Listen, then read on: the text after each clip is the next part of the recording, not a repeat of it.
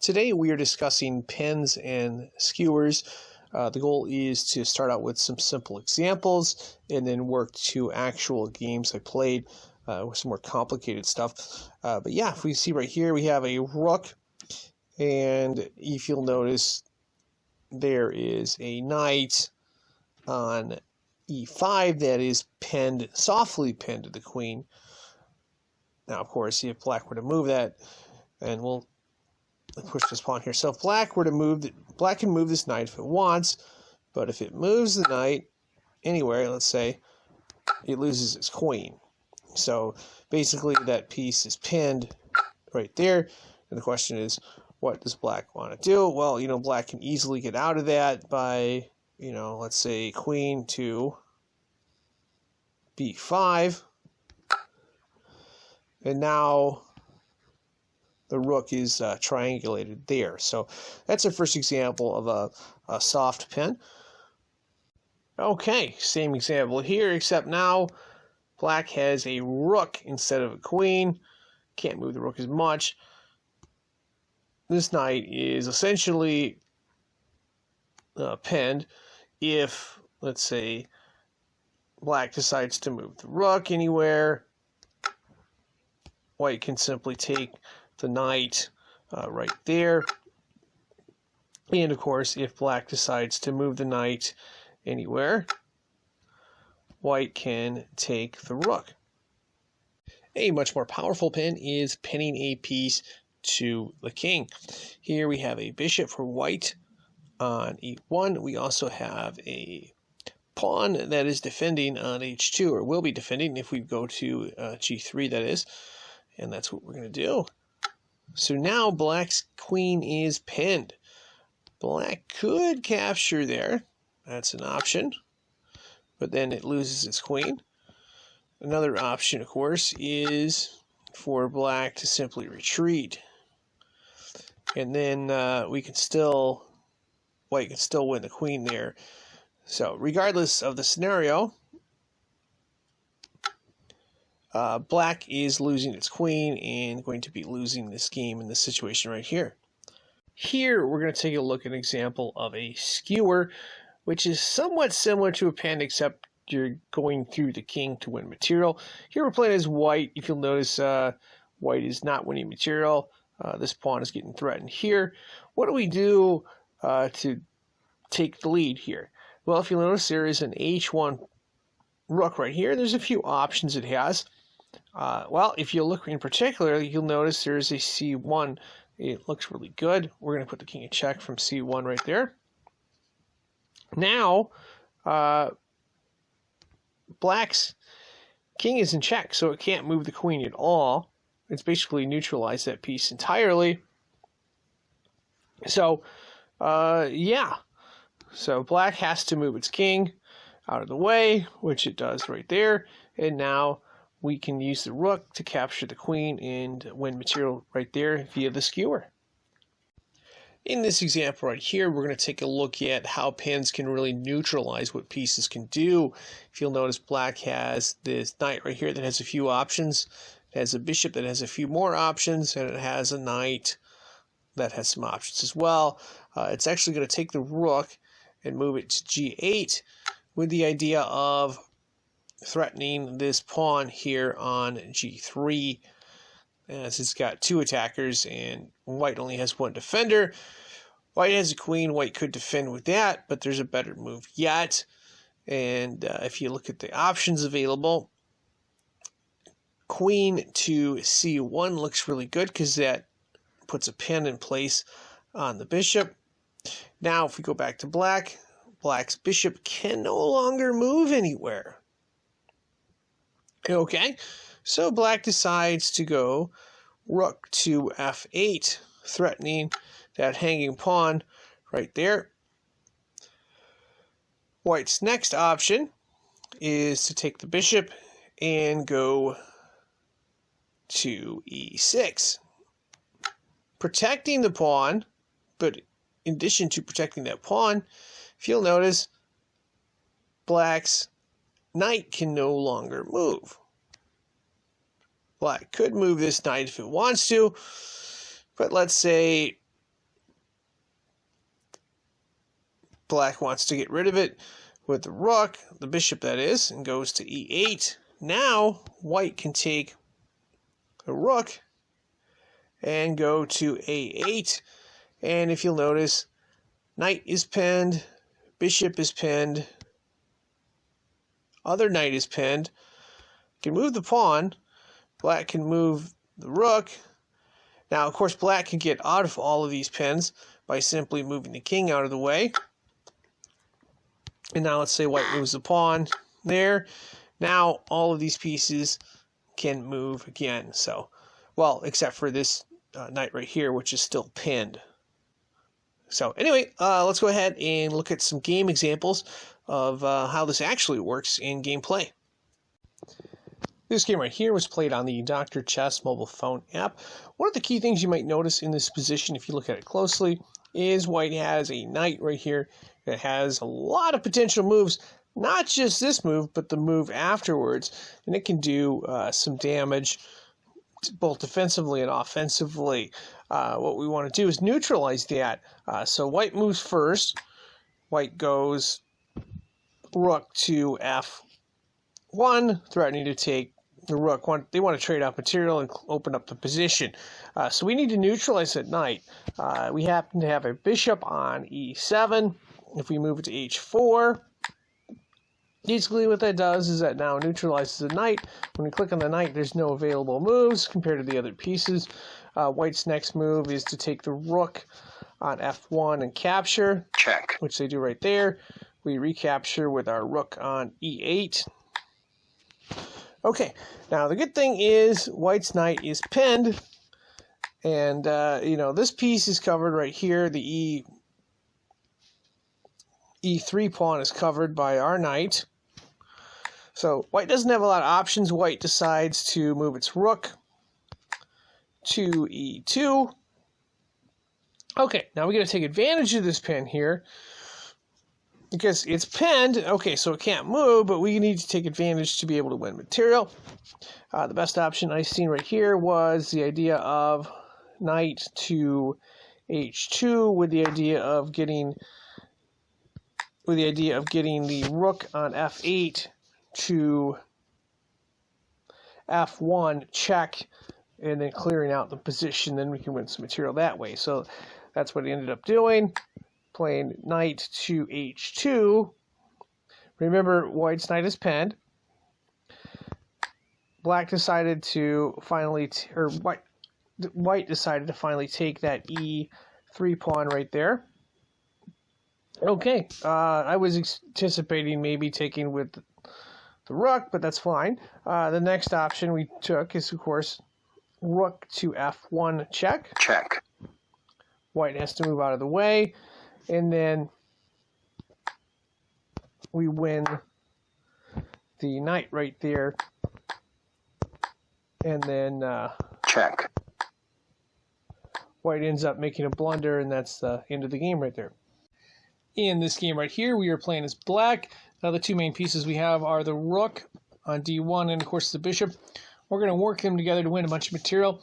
One observation you may notice is there are a bunch, and I mean a bunch of, well, about 4 light squared pawns, all well defended, while white, unfortunately, has light squared pawns and a dark squared bishop, something that will play a big factor here. First move is rook to d2, threatening the bishop, which white decides to move to e3 right there.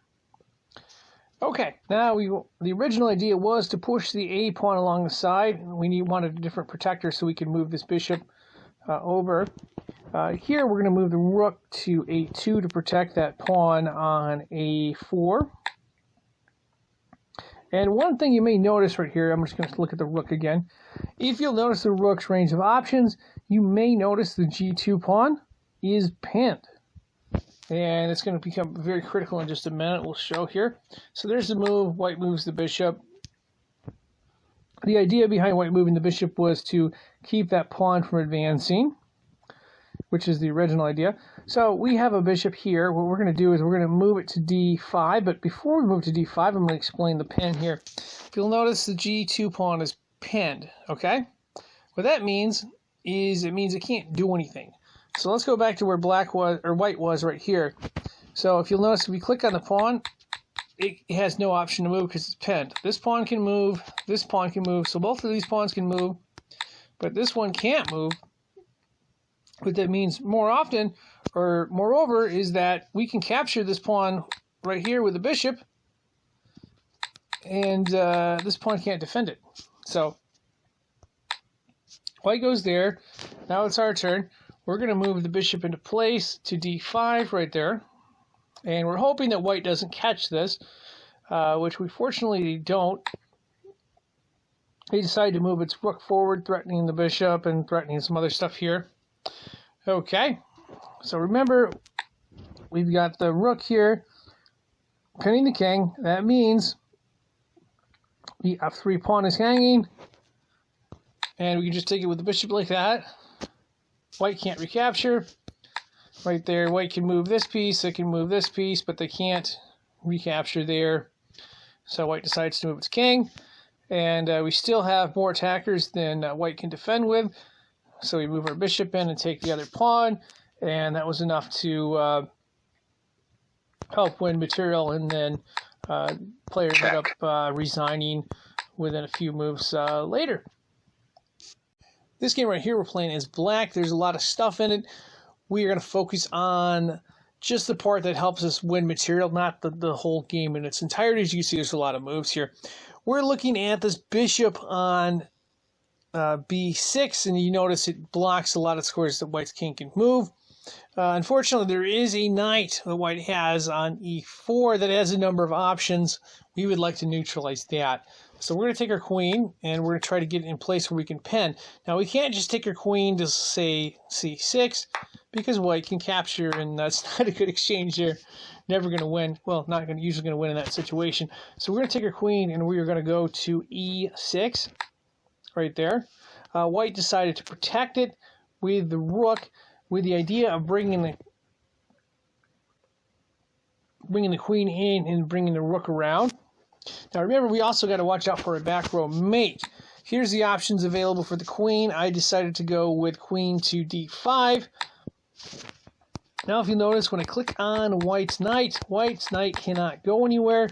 The move before, when I clicked on white's knight right there, white's knight had a number of options, and all of these options were taken away.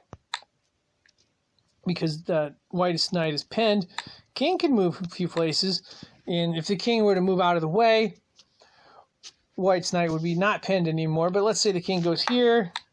Check. You know, not good for white. So what white actually decided to do is bring their queen in to double up and threaten potentially a back row mate, which is not good because the king can't get out. If the king gets checked, we can't bring enough pieces to cover. So that's something to be concerned about in this situation.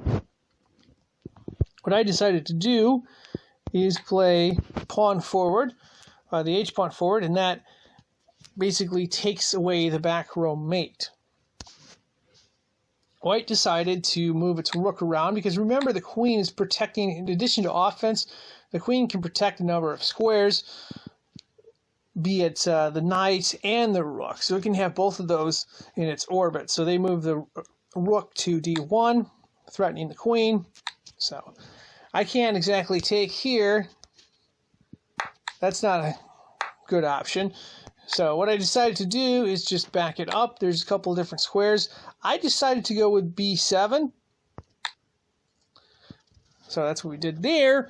Now, remember, white's knight is still pinned. What white decided to do is push its pawn forward to give its king a little more space. White could, they had a number of options. They decided to go with the pawn forward here. So we still got this knight pinned. That's very good. What I decided to do next is wanted to get rid of this knight on e4. Now, unfortunately, the queen is defending that, so we need to bring more attackers and defenders. We happen to have this pawn right here on f7. So we decided to play to f5 right there, and that puts two attackers on this pinned knight. Okay. White decided to put me in check because now that square is open. Had a number of options with the king. Obviously, another option is to put the queen in front, but don't want to do that. So I decided to move the king back to h8, to which white responded queen to d5 right there. Okay, so now kind of a tough choice here. Number of options. We could move the queen right away. Consider doing that. If we capture, it could go like this. We still win material. What I decided to do in this spot right here is to just straight up capture with the pawn and then let white take, and then we retake, and then we're ahead material going into the end game. Plus we have a pawn in good position. It's a lot more moves. I'm not going to go through all of them. Just wanted to cover the core concept here. In this example right here, we would like to remove this D pawn from play. Black has a queen guarding it, and black decides to push its other pawn, the E pawn, forward, giving it 2 defenders. Okay. So the plan is to dislodge it with another pawn. We're going to use the C pawn because it's backed by the F bishop right here. So we're going to push the C pawn forward to C4. And black decides to play the knight to E7. That's given an extra defender for that pawn. Okay. What do we do next? Well, we don't want the queen defending the D5 pawn in case we take it. So we activate our C1 bishop to G5, putting a pen in place. Now this ends up being the temporary pen, as black can block it, which it does right there. So we go ahead and we capture, and we get lucky. Black decides to remove its defender of the D5 pawn by recapturing with the queen. So we're able to take the pawn and capture there. They recapture, and then we capture with the queen. So we end up winning 1 pawn, and we actually have another threat to which black has to block. And we've got 2 nice pawns in the middle there that are able to win the game later on. This next example is a really good example of the pen. It took a little while to set up. I'm going to explain the setup here. The idea was to get the queen. Well, the queen was threatening the G7 pawn, and wanted to work the queen in tandem with this rook. And so we decided to move the rook to F3, to which black responds by blocking our queen. So our queen can't go anywhere. Rook's protected. It's also threatening our E pawn right there. So decided to avoid, wanted to do something here. So I decided to play this F pawn forward right here, threatening the bishop. Black moves the bishop. Okay. I want to get this rook over, but this pawn needs to be protected, that E4 pawn right there. So we take the A rook and move it to E1. Okay. Next move for black is really good because it doubles up its rooks, threatening a back row mate on our king. Because we don't really have a good defense set up for that unless we move one of the pawns forward or something like that. But I want to get this rook into place. I'd like to triangulate it with the queen like we said earlier. But I want to get black's queen out of the way, so I play rook to H3. Black moves its queen. Now they've got 2 pieces threatening this E pawn right here. We've only got 1 defender. Okay, fair enough. I want to move the queen out of the way. I also would like to pen a piece, and we'll see a really good pen set up here. So I move the rook here. Black decides to play queen takes E4. This is a really tricky spot here, okay? Because if we play rook takes, black can play that check. Checkmate. And that's the game right there. Okay? Alternatively, if we take here, check. black is winning in material and stuff like that, so it's a bad check. It's a bad endgame there. So another option is to play queen here, but black is still winning the material. We're kind of boxed in. All right. So what I came up with is a pin. Now I needed black to cooperate with us. So what we did is a Rook Sacrifice. That is, rook takes g7. Check. If black decides to capture with a king, this rook right here is pinned, and then we can take, and this rook is still pinned. I'm talking about the d4 rook. So that was the plan. Now, of course, black can move its king out of the way. We'd still have some options. So we've got rook takes, check. Black decides to capture. Now black's rook is pinned. So we can take this queen because there's no defenders on the e4 queen. We take it right there. Black's rook is still pinned. Black decides to move the king to remove the pin. And then we take the other rook. Okay, the rook is protected here, but game is winnable at the spot. And at this point, black decides to resign. And of course, that is going to wrap this up. If you're looking for more chess tips and strategies, be sure to check out the link in the description below for a playlist. There's 3 different ones on this channel, or you can just check out the playlist on this channel. But yeah, the first one we're looking at is Chess for Beginners. There's a lot of different problems, such as different tactics and strategies, forks, skewers, pins, deflection, all kinds of stuff like that. There's also this game for the PS4 that has its own separate playlist. It's called Pure Chess. You don't have to have a game to look at the problems. There's basically 99 problems in there, anywhere from mate in 1 to mate in 5. I learned a ton by doing these problems, so I think it's very, very helpful. Something definitely worth checking out. Even if you don't have the game, it's definitely worth checking out. And of course, last but not least, there is a third playlist. It's called Chess versus Master AI. Basically, it involves any chess engine that I beat that was on the hardest level when it was made. Did it with a number of different chess apps, as well as the Pure Chess game for the PS4, and I think Majestic Chess. But yeah, there's a lot of different opponents there, and we look at strategies as to how to beat those opponents, which some of them are really, really tough. So you can learn a lot with that too. And of course, that is going to wrap this up. I am signing out. Thanks for watching, and good luck.